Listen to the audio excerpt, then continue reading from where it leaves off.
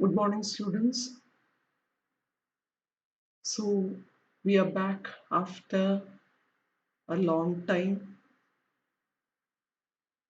I had given you an assignment on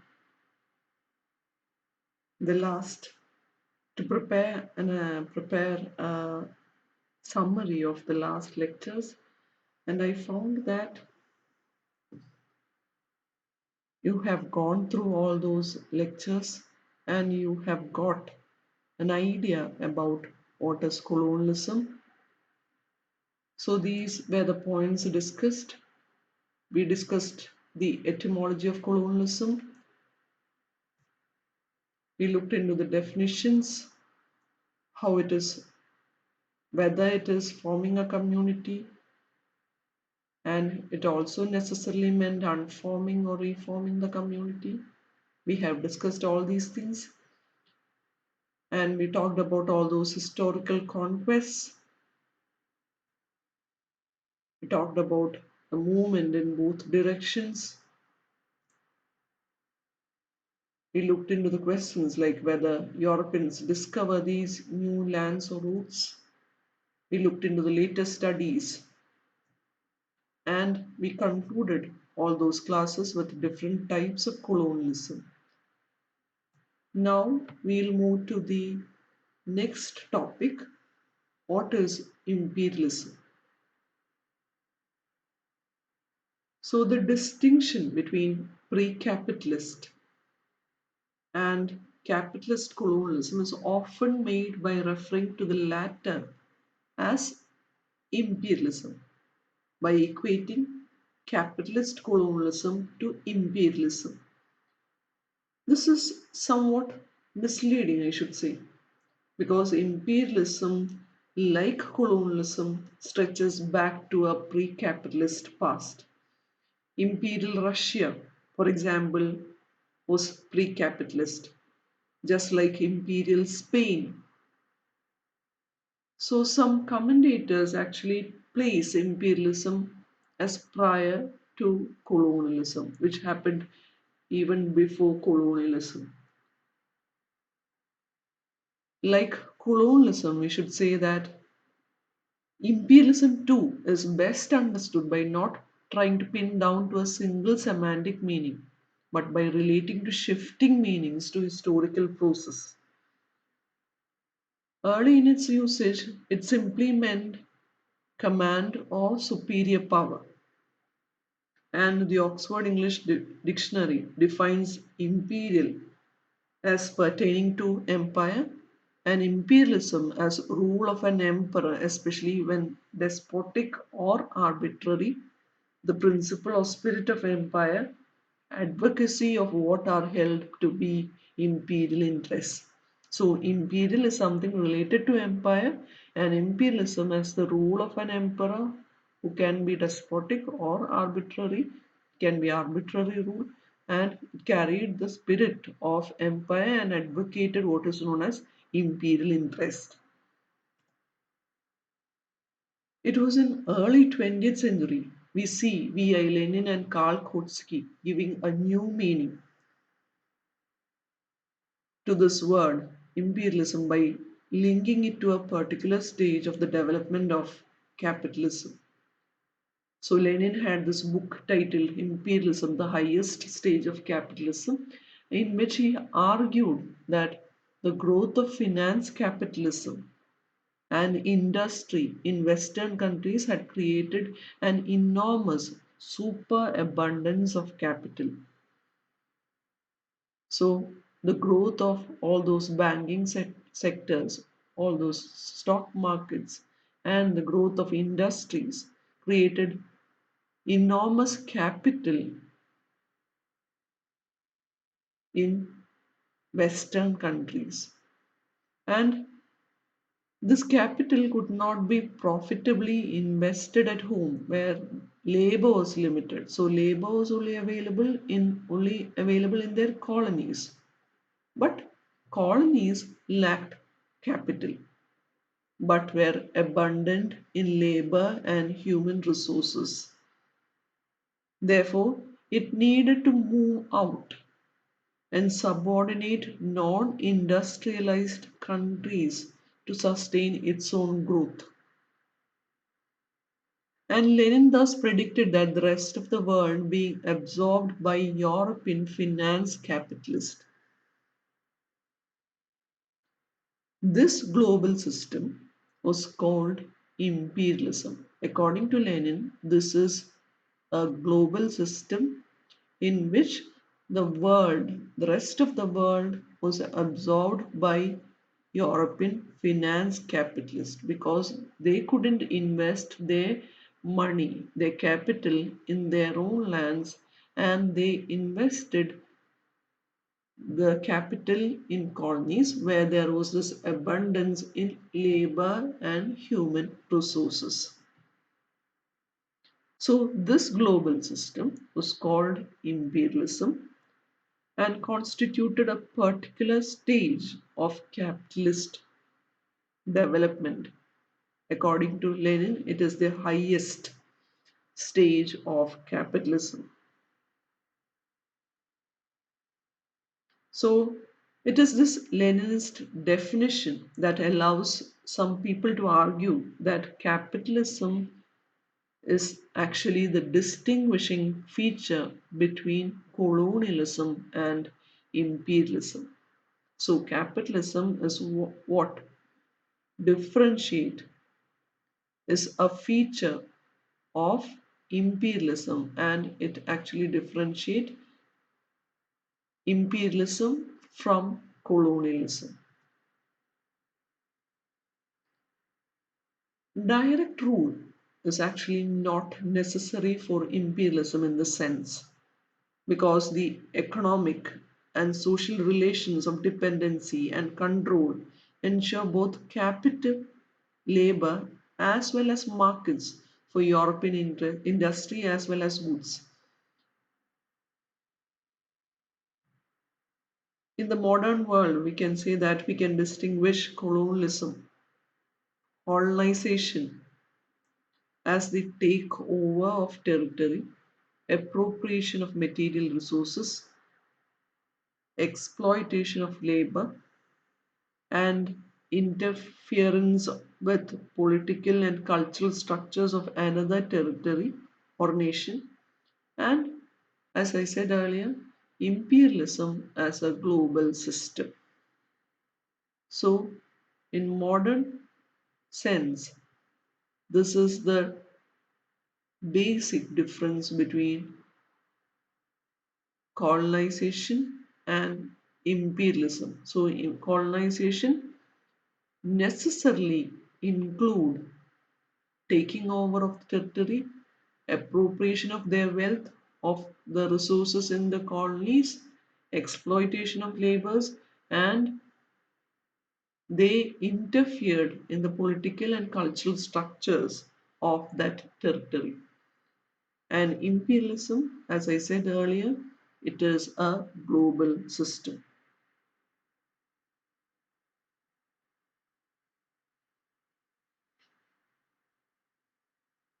And we should say that one useful way of distinguishing between imperialism and colonialism might be to separate them in spatial terms, not in temporal terms, in terms of space rather than in terms of time.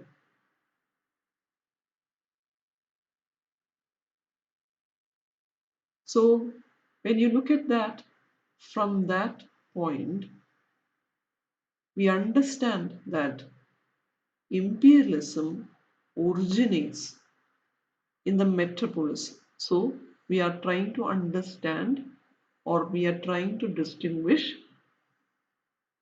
colonialism and imperialism in spatial terms, in terms of space. And we come to the conclusion that imperialism actually originated in the metropolis, the process which leads to domination and control. Its result or what happens in the colonies as a consequence of imperial domination is colonialism. So, imperialism originated in all those cities and it led to the domination and control, and the result is imperial domination, and imperial domination is what is known as colonialism. Thus, the imperial country is the metropole from which power flows, and the colony is the place which it penetrates and controls. Imperialism thus can function without formal colonies, as in United States imperialism. Even today you see imperialism, but colonialism cannot function without formal colonies. So these are the basic differences between imperialism and colonialism. Now we move to post-colonialism. So before moving to post-colonialism, we should understand two areas of intellectual studies which gives us historical understanding of post-colonialism. That is the study of Commonwealth literatures and theories of colonial discourses. So these two areas actually provided intellectual context for postcolonialism. So we have moved to our topic, postcolonialism. We haven't reached there yet. We are on the way to postcolonialism. So we discussed colonialism, then we move to imperialism. There are many concepts that's associated with all these with these two concepts. And now we move to the next part, that is the emergence of Commonwealth literature, which is an intellectual area, intellectual context for postcolonialism.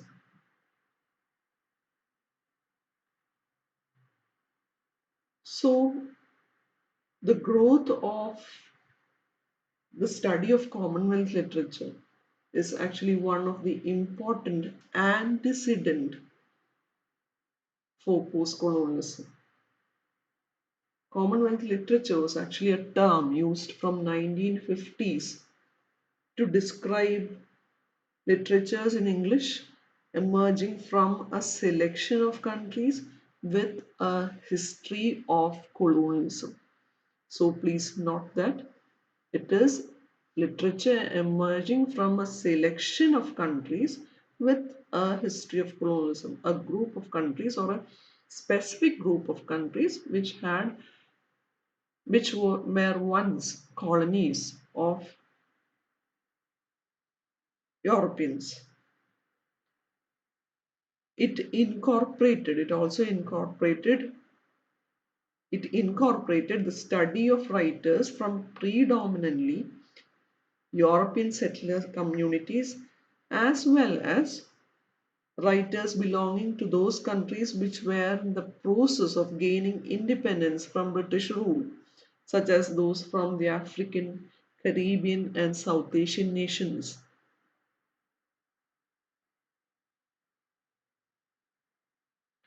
And creating this category known as Commonwealth literature as a specific area of study was actually an attempt to identify and locate the vigorous literary activity which was going on in all these erstwhile colonies. And as I said earlier, it was only from a selection of countries. Significantly, we say that American or Irish literatures were not included in Commonwealth literature. So, as I said earlier, Commonwealth literature was associated exclusively with selected countries. The stress is on the word selected. Associated exclusively with selected countries with a history of colonialism.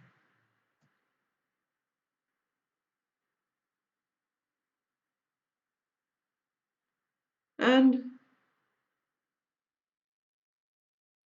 we should say that in the beginning, this term was used to refer collectively to the special status of the dominions within the empire and the continuing allegiance to Britain, allegiance of these dominions, the colonies, to Britain. Later, we see that the relationship between Britain and these dominions changed in the first half of the century. And we see that the term dominions was gradually dropped and a different meaning of Commonwealth emerged. So, in the early decades, we see Britain hosted frequent what is known as colonial conferences, which is a gathering, a meeting of all those governors of the colonies and heads of the dominions. But by 1900s, particularly in 1907, these meetings were renamed as imperial conferences in recognition of the fact that dominions were no longer strictly British colonies. And after the Second World War, these meetings became Commonwealth conferences and featured the heads of states of the newly independent nations.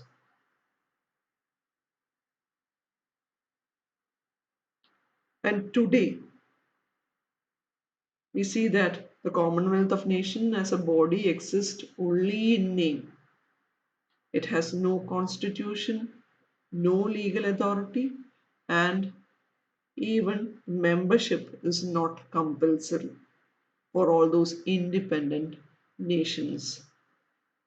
So, when the relationship between the empire and the colonies changed, the name also changed. So, first it was colonial conferences, all those meetings were referred to as colonial conferences, and later by 1900s it became imperial conferences.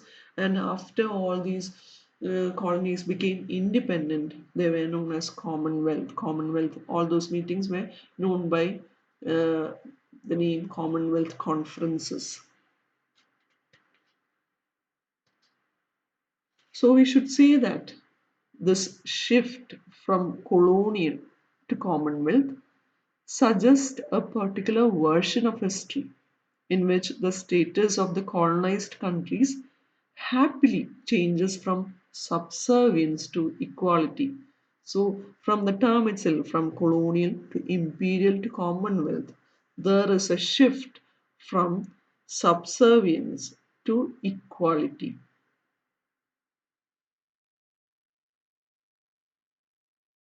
So, we should come to the conclusion that that the term Commonwealth literature suggested a shared, valuable literary inheritance between separate and variable nations. It actually promoted unity in diversity.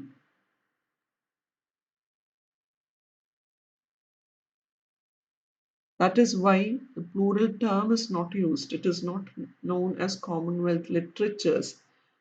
We don't use the plural form. We use Commonwealth literature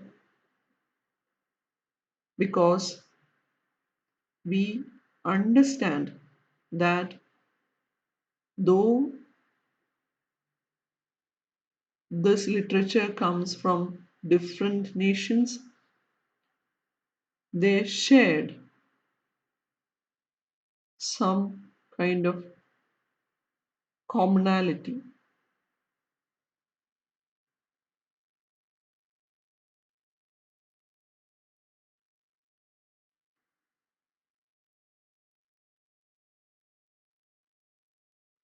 Therefore, we should say that Commonwealth literature was created in an attempt to bring together writings from around the world on an equal footing,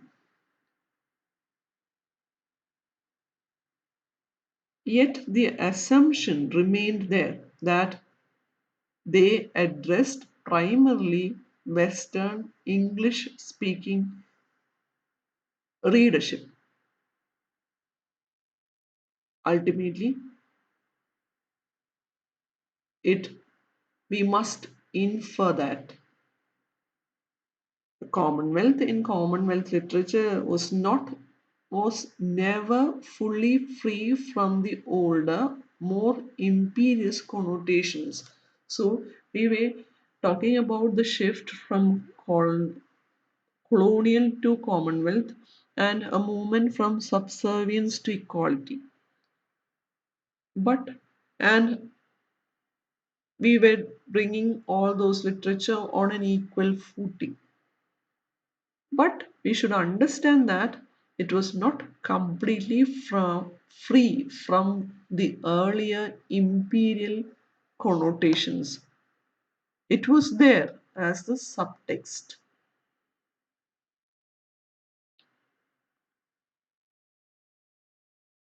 And we should say that one of the fundamental assumptions held by the first Western critics of Commonwealth literature concerned the relationship between literature and nation.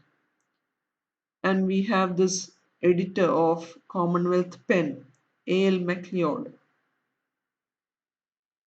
who proposed that genesis of a local literature in the Commonwealth countries has always been contemporaneous with the development of a truly nationalist movement.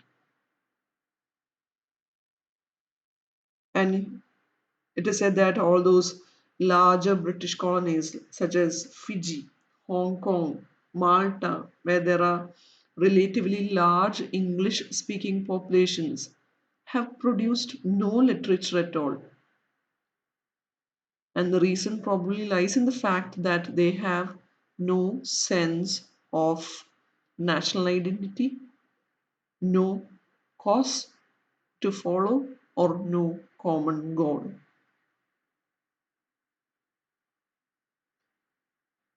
So many critics have agreed that the Commonwealth literature owed much to the ways in which the writers were forging their own sense of national and cultural identity.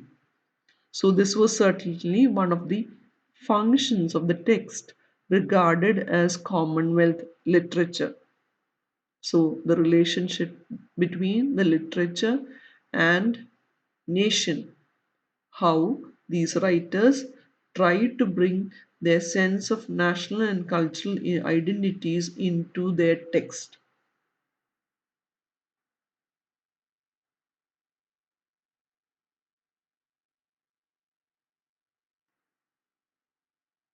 And the critics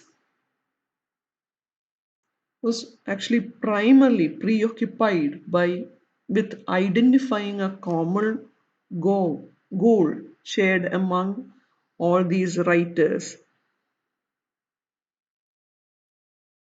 who were actually from different nations, and they were trying to find out that common goal which went beyond what is known as local affairs. Just as the idea of a commonwealth of nations suggested a diverse community with a common set of concerns. The Commonwealth literature, whether it was produced in India, Australia, or Caribbean, was assumed to reach across national boundaries and deal with universal concerns. So, according to them, according to the critics of Commonwealth literature, Commonwealth literature particularly dealt with national and cultural issues, but according to them, the best writing possessed the power to transcend national and cultural issues.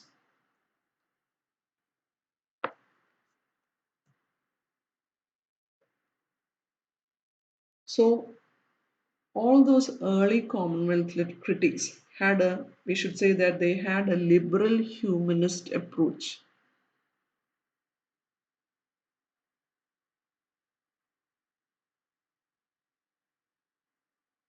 Commonwealth literature was always treated as a subset of canonical English literature, and that actually meant that these literature were evaluated in terms of conventional values of timelessness and universality. So, all those English literary canon functioned as the means of measuring the values of Commonwealth literature, and they were evaluated. These were the criterias. They should fulfill these criterias like the element of timelessness, the element of universality. So, when you define a classic work, what is a classic? When you define classic, we say that a classic is something which transcends the boundaries of space and time. We talk about the elements of timelessness and universality, that these are the elements which makes a work classic. When you discuss the works of Shakespeare, when you discuss the works of Tolstoy, these are the elements which make them classic: timelessness and universality.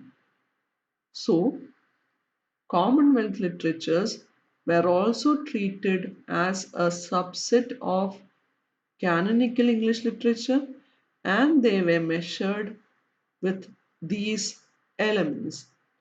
They were looked, all these critics looked for the values of timelessness and universality in these works.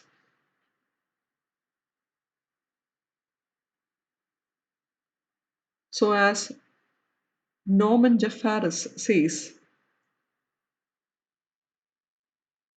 a Commonwealth writer of value wants ultimately to be judged not because he gives us a picture of life in a particular place, in a particular situation, but by the universal, lasting quality of his writings, judged by neither local nor yet national standards. So, good writing essentially should transcend borders, whether local or national, whether of the mind or the spirit. We have the example, a book written by William Walsh. It is titled Commonwealth Literature, and in this book he discusses a novel by George Lamming. Lamming was actually a writer from Barbados in the Caribbean and had African ancestry. And we understand that Walsh, in his analysis of George Lamming's novel, he was actually trying to identify or trying to project his novel as a metaphor for the damage universal in mankind. He overlooked the elements of what is known as African in that novel. In his analysis, Africa never gets primary focus. He gives more attention to the element of or to the metaphor of damage it brings to mankind. So ultimately, I'm trying to stress the point that all those critics were trying to identify the elements of timelessness and universality rather than look into the particular or specific concepts of nations or local interest.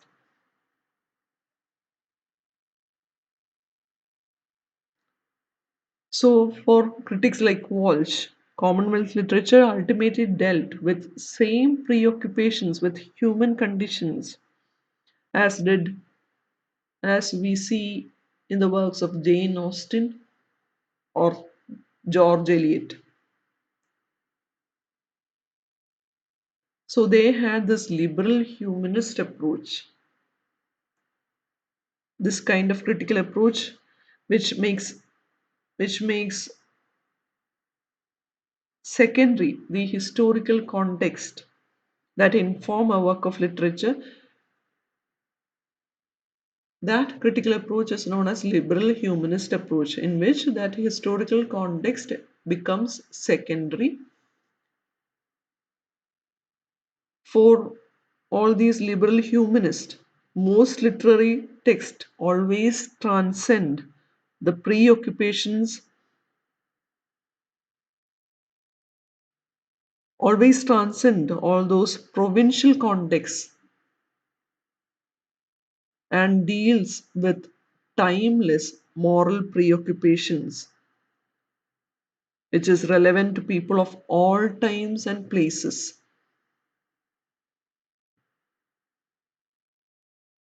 So, unlike later critics, they did not always think about how certain works resist their readings and challenge the assumptions of universality and timelessness, which is considered as the criteria, the legitimate criteria of good writing.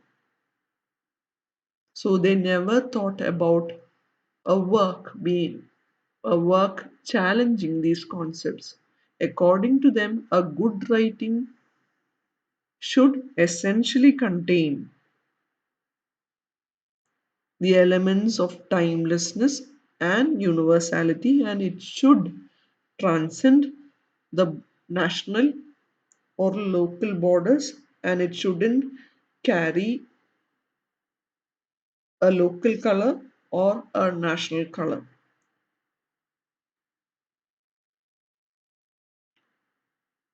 So all these critics dealt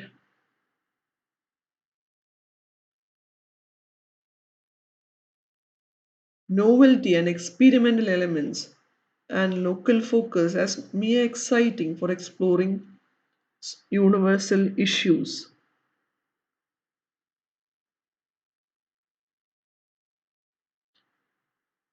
And this is where we see the difference between Commonwealth critics and post-colonial critics.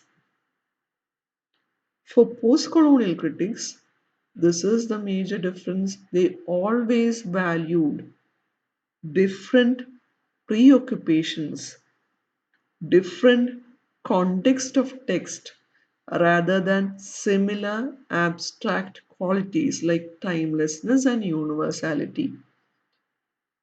So they looked for all those different preoccupations with nation, with the locality, different. They try to identify the different context of these texts rather than trying to identify a common element of universality and timelessness.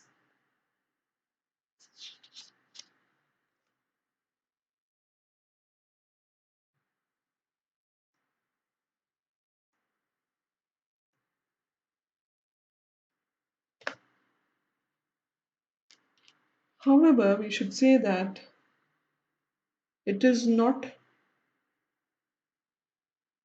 good to completely condemn what this previous generation of critics of Commonwealth literature did. So, I have stressed on the point that they looked for the elements of timelessness and universality, while the post critics had a completely different approach. But it is not good to completely reject the works done by the critics of Commonwealth literature. Critics like William Walsh, Norman Edge were actually instrument in securing Commonwealth literature as an important category of artistic endeavor and a viable area of academic study. So they were the ones who prepared the ground for post-colonial critics.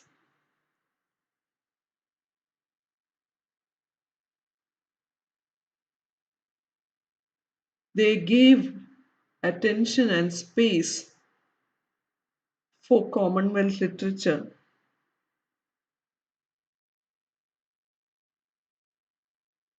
in Western colleges.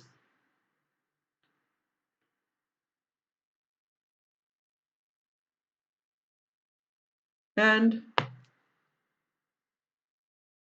we should say that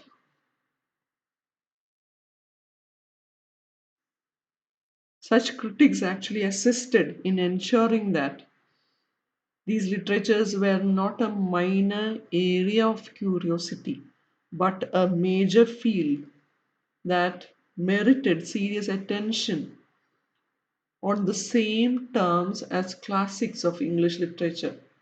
So they were the ones who gave due importance, which who brought Commonwealth literature to the attention of the world and who proclaimed that it also needed a serious study, just like the classics of English literature.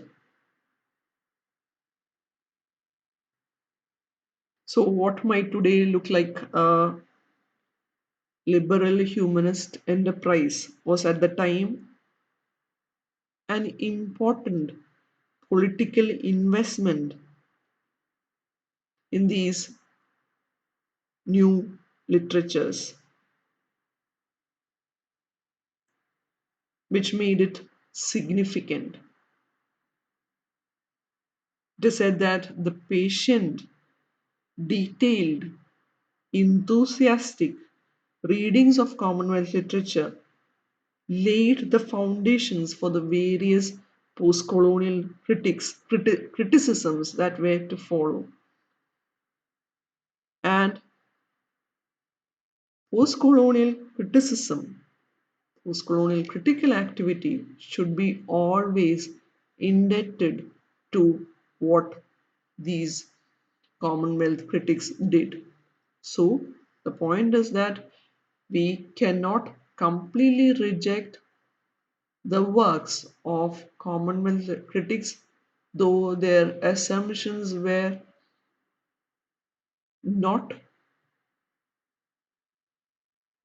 not in terms of post-colonial critics. And now we talk about the paradox.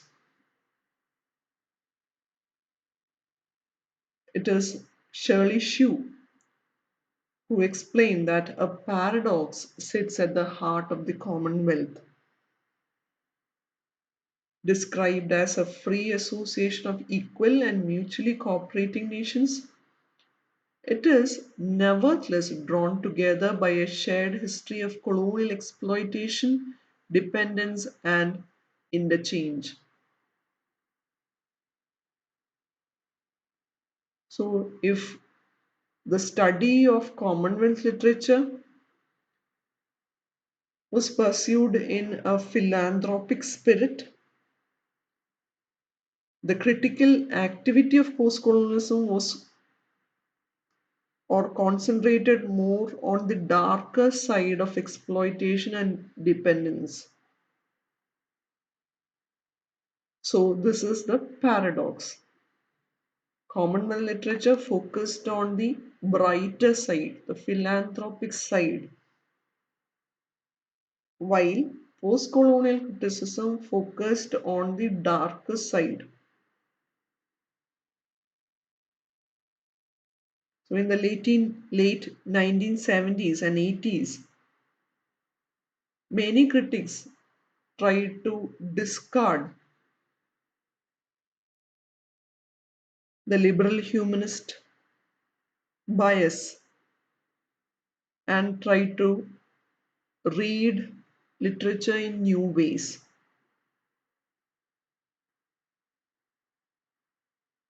So basically, all those post colonial critics completely rejected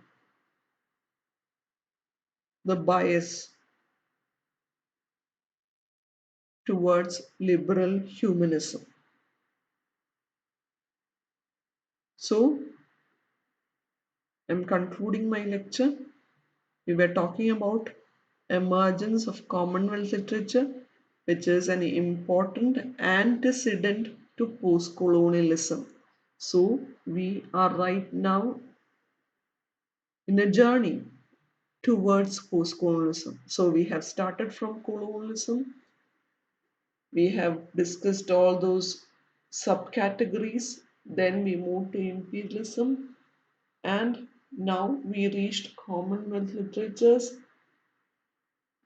And in the next class, we will be dealing with the theories of colonial discourses, which is also considered to be the other antecedent of postcolonialism and which was highly influential in the development of postcolonialism.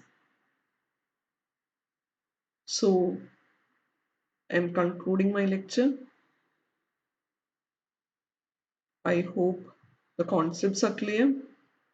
If you have any doubts regarding any of these concepts, please feel free to contact me. I have given you references. So these are the concepts you must understand before you move to the essay Orientalism by Edward Said. Please keep the introduction part of Orientalism ready. In 2 or 3 classes, I will conclude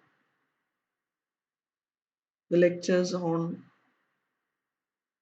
post-colonial studies, and then we directly move to the essay.